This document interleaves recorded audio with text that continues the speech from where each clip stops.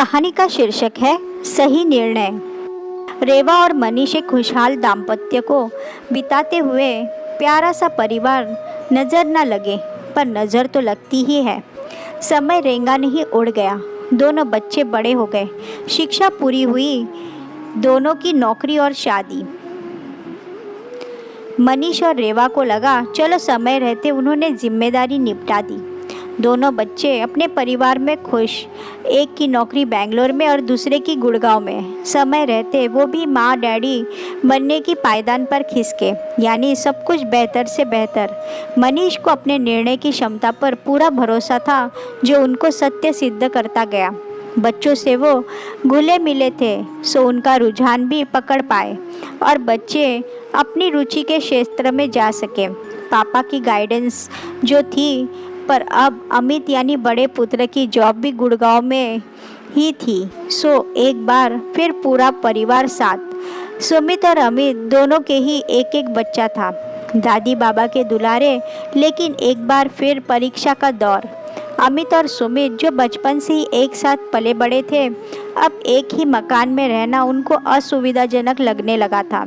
और जो बात मनीष और रेवा को हतप्रभ कर गई, वो दोनों का ये डिमांड करना कि पापा इलाहाबाद वाला मकान बेचकर गुड़गांव शिफ्ट करिए, यहाँ ही 2 फ्लैट ले लेते हैं।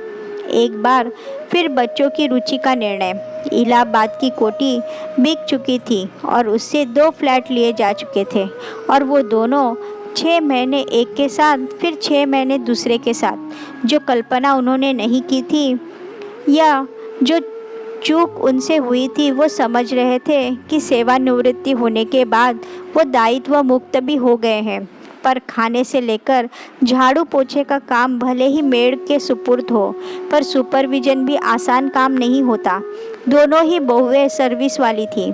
मनीष की नज़र जब भी रेवा पर पड़ती, उसका उदास और थका चेहरा उन्हें बेचैन कर देता, और रेवा जब देखती मनीष को स्कूल बस तक बच्ची को छोड़ने लेने जाते या डांस क्लास स्विमिंग क्लास पहुंचाते लाते, तो उसके भी दिल में दर्द सा होता।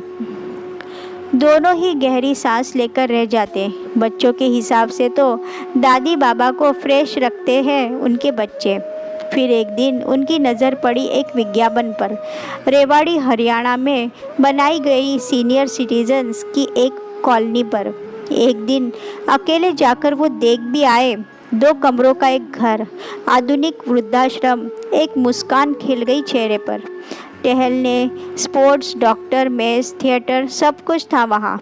इस बार फिर से एक सही निर्णय अपने दोनों के पक्ष में। बच्चों के चक्कर में कहाँ जी पाए थे एक दूसरे के साथ। अमित सुमित के विरोध के बाद भी वो अपने निर्णय पर अड़िग थे। उस आधुनिक वृद्धाश्रम में वो अपनी खुशियों की दस्तक सुन पा रहे थे। अरे गुड़गांव कहाँ दूर है, आते जाते रहेंगे, और तुम लोग भी तो आते रहोगे नाती पोतों को हमसे मिलवाने। और आज फिर वो एक युवा दंपत्ति में बदल चुके थे, हंसते खिलखिलाते अपने जैसे कई युवाओं के मध्य।